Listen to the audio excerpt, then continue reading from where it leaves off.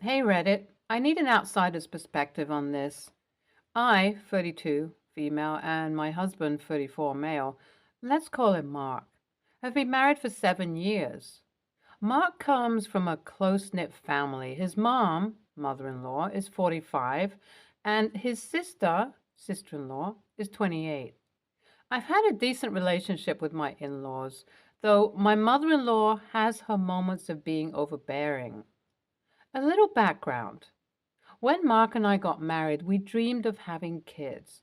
We started trying immediately, but after a year with no luck, we consulted a fertility specialist. We were shattered when we found out that I have PCOS, which made conceiving naturally nearly impossible for me. Over the next 5 years, our lives became a whirlwind of doctor's appointments, hormone treatments, and heartbreaking negative pregnancy tests. Our relationship was strained, not because we blamed each other, but because we felt incomplete.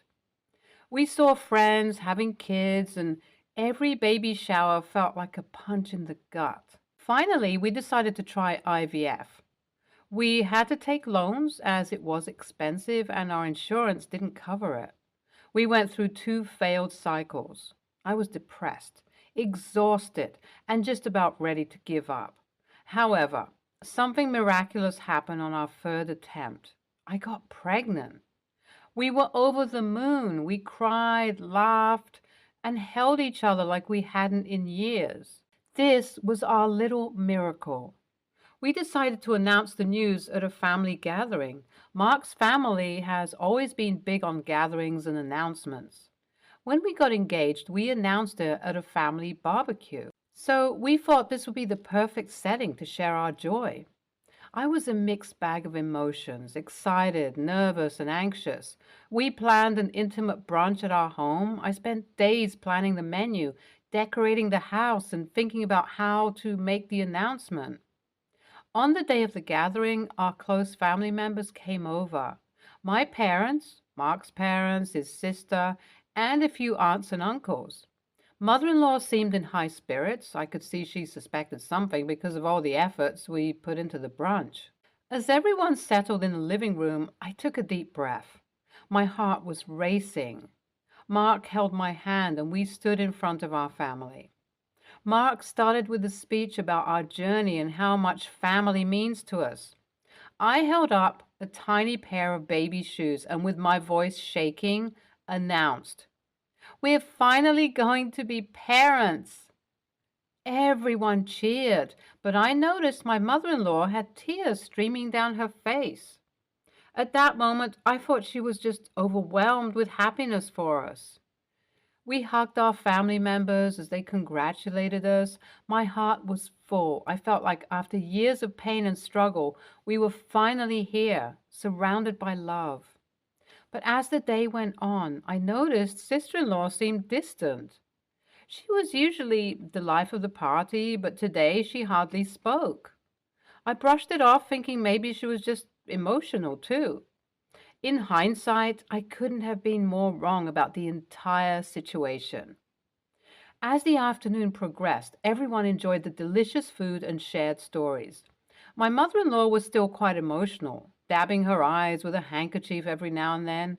I felt a warmth towards her, thinking she was just so happy for us. I mingled and chatted with everyone, but couldn't shake the feeling that something was off with my sister-in-law. She was usually vibrant and chatty, but today she was silent and barely made eye contact with me. After lunch, we gathered in the living room again for coffee and dessert.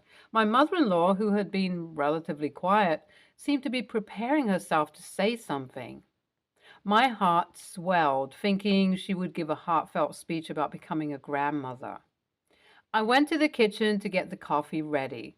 My sister-in-law followed me in. It seemed like she had finally decided to talk to me. She appeared nervous as she started to speak. "Listen, I need to talk to you about Mom." My heart skipped a beat. "What's wrong? Is she okay?" I asked. "She's fine, but—" She hesitated. Mom was planning to announce her pregnancy today. I nearly dropped a coffee pot. Wait, what? She's pregnant and she thinks this is her moment, her miracle. She's 45 and didn't think she could have more kids. She wants the spotlight for this. I stood there, stunned. I couldn't process what she just said. My mind was racing. The tears from my mother-in-law suddenly made sense, but not in the way I thought.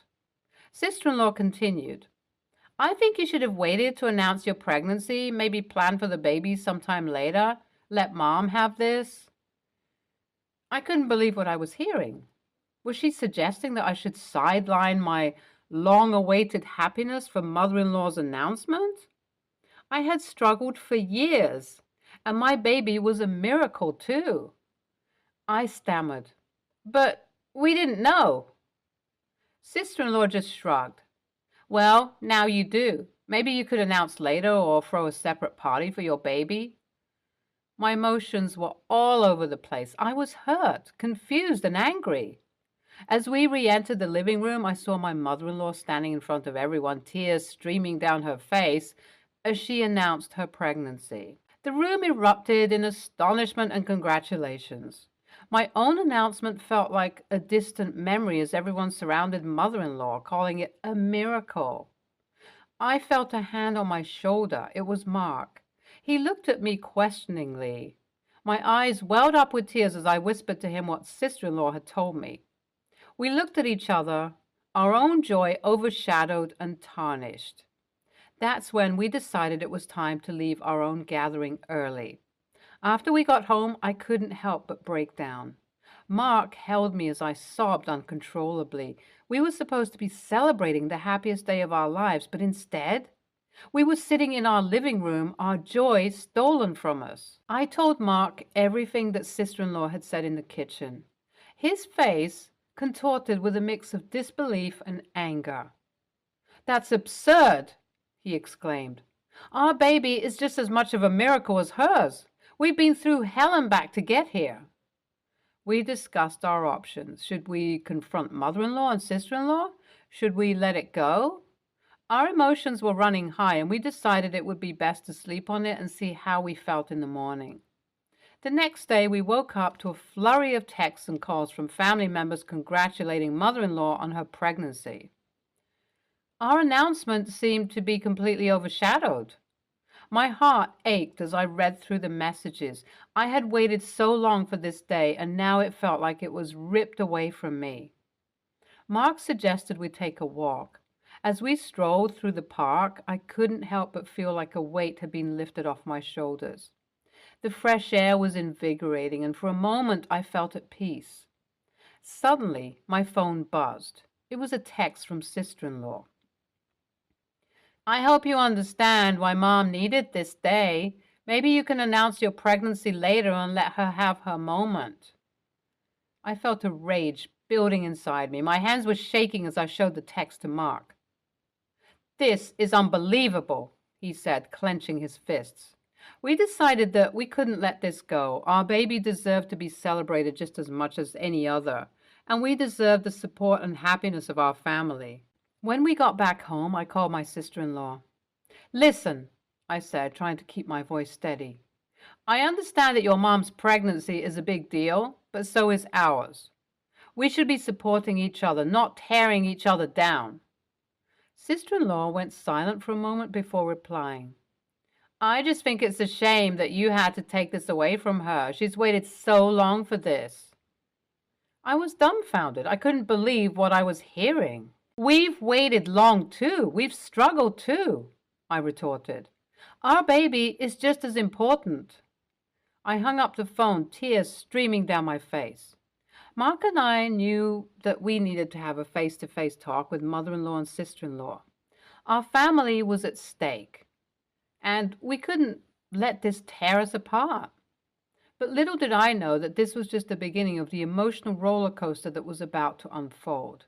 Mark and I decided we needed to clear our heads before talking to mother-in-law and sister-in-law. We spent the evening alone, cherishing our little family-to-be. However, my emotions were a whirlwind. I felt robbed, hurt, and strangely guilty for feeling that way. We decided to meet mother-in-law and sister-in-law 2 days later.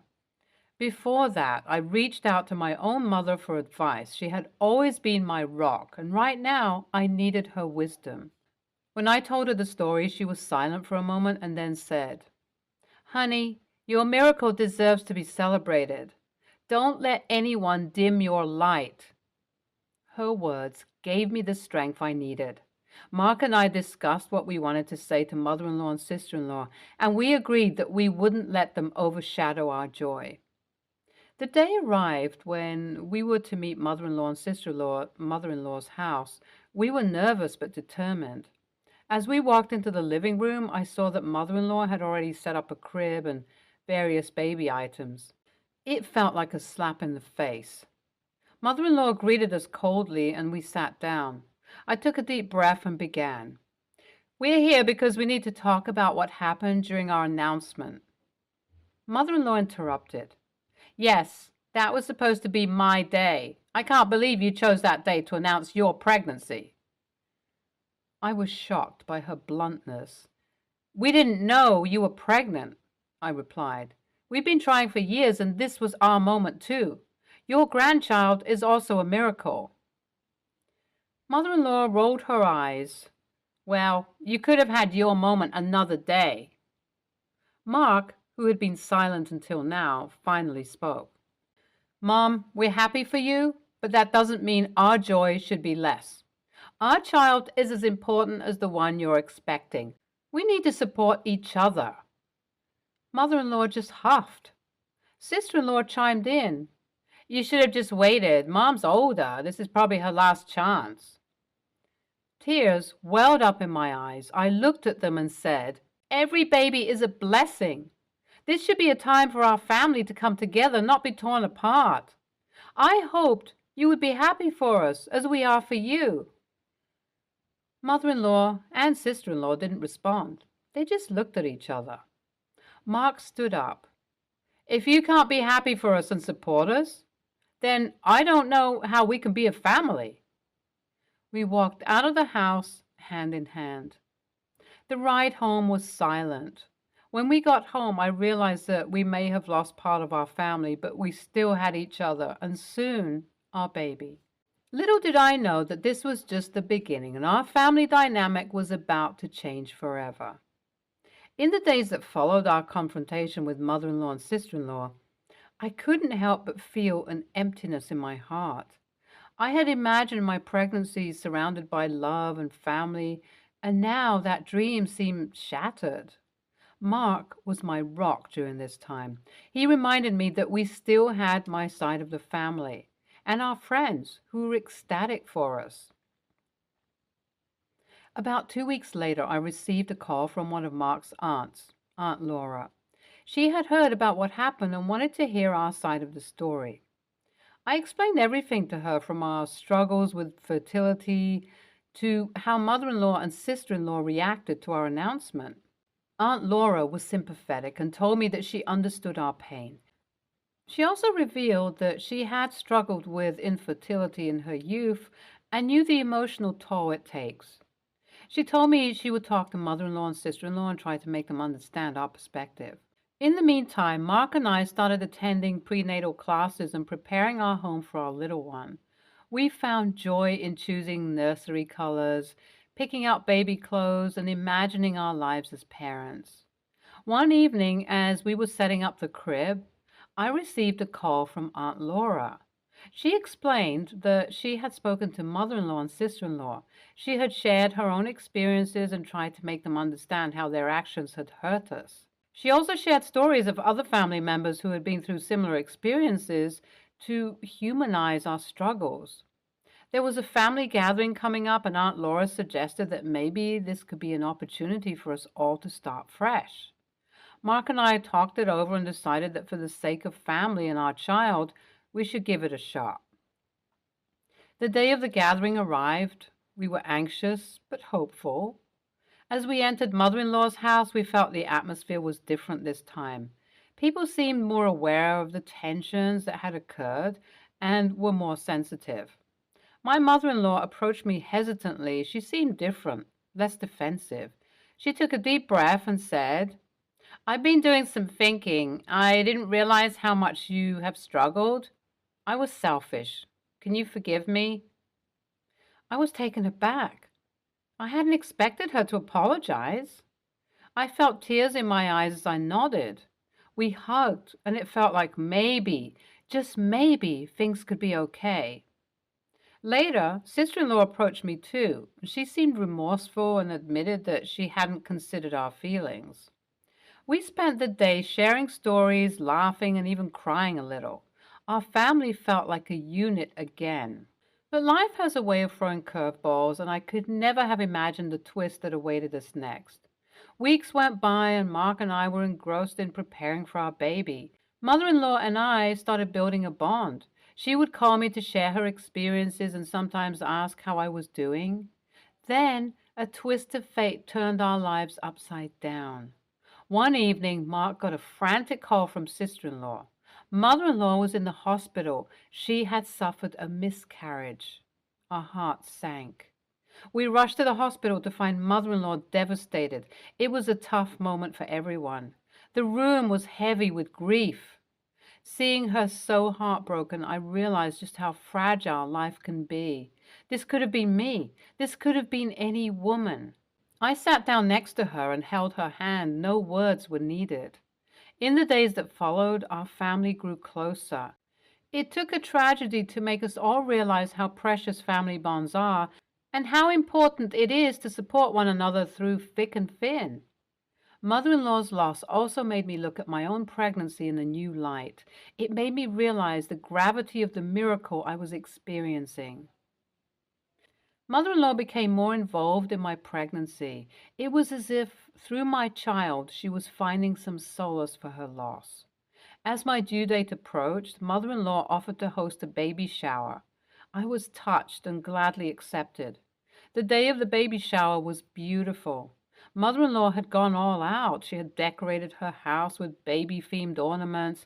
There was a gorgeous cake, and the atmosphere was filled with love and joy.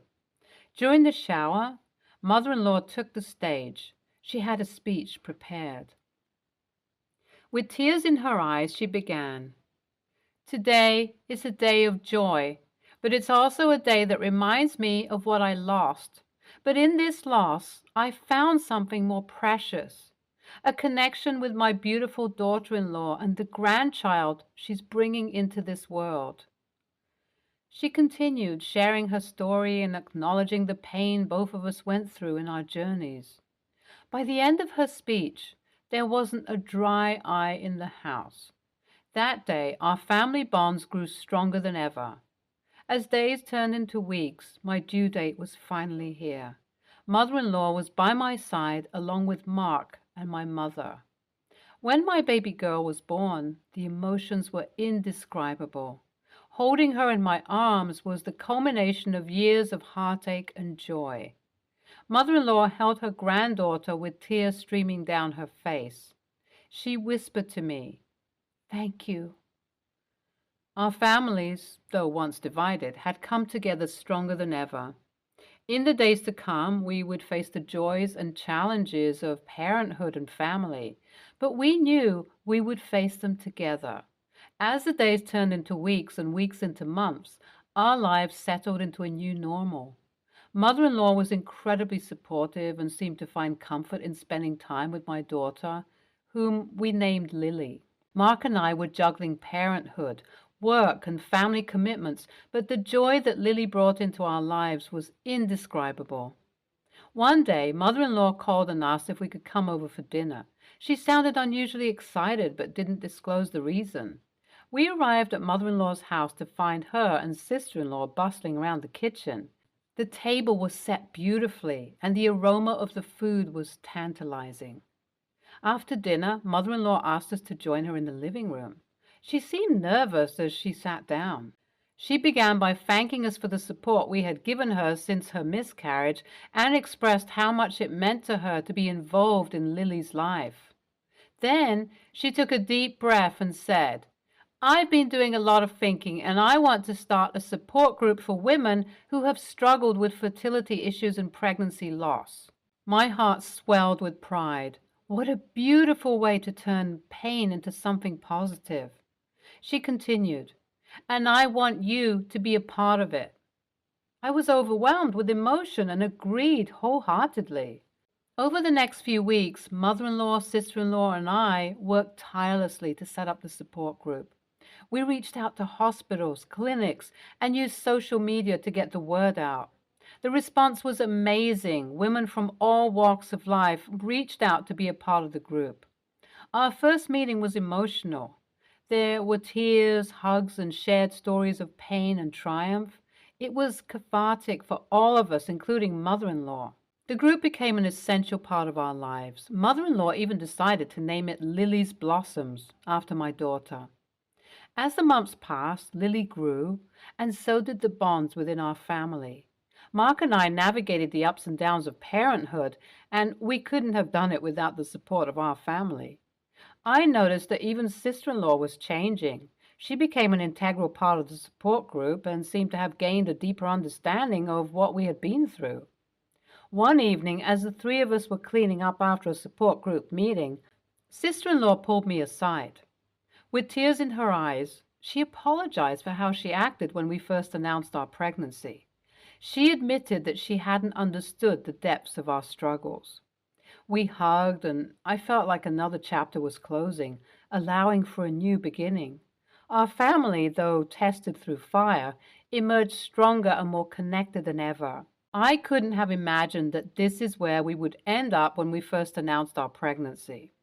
And as I looked at Lily, I realized that miracles could blossom from the most unexpected places. Months turned into a year. Lily's first birthday was approaching, and it felt like our family's journey had come full circle. We decided to host a garden party for Lily's birthday. Family and friends were invited, including many of the women from Lily's Blossoms support group. The day of the party was perfect. The sun was shining, the garden was in full bloom, and laughter filled the air. As I looked around, I saw how our family tapestry had become richer and more colorful through our trials and triumphs. Mother-in-law was radiant as she carried Lily around, introducing her to everyone as her miracle granddaughter. Sister-in-law had baked a beautiful cake shaped like a blooming lily, symbolizing growth and new beginnings. During the party, we gathered around for speeches. Mark was the first to speak. He thanked everyone for being a part of a journey and expressed his love for our little family. Then it was mother-in-law's turn. She took a deep breath and began by thanking everyone for supporting Lily's Blossoms. She shared how it had changed her life and helped her heal. Then she turned to me, her eyes welling up with tears, and said, "My dearest daughter-in-law, you brought light into my life when I saw only darkness. You showed me what it means to be family. You and Lily are my miracles." As she hugged me, I couldn't help but feel overwhelmed by how far we had come. After the speeches, I noticed a woman from the support group, Emma, standing alone. I had shared many conversations with her during our meetings. She had faced multiple miscarriages and was trying to conceive through IVF. I approached her, and she hesitantly handed me a small gift. Inside was a delicate silver bracelet with tiny charms shaped like lilies. Emma's voice quivered as she said, "This is to thank you. This past year with the support group changed my life, and I want you to know." She paused, taking a deep breath. "I'm pregnant." My heart swelled with joy as I hugged her.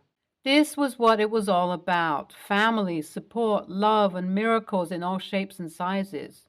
As the party drew to a close, the sun began to set. Our family gathered in the garden.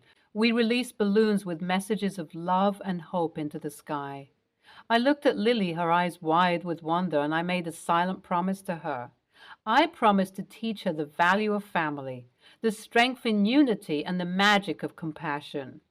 As the balloons floated away, I realized that our tapestry would continue to grow and change, but the threads of love and resilience would always bind us together. This was our legacy, a family reborn through trials and love, and a reminder that miracles blossom in the gardens of the heart. Stay tuned for more stories from our girl relationships.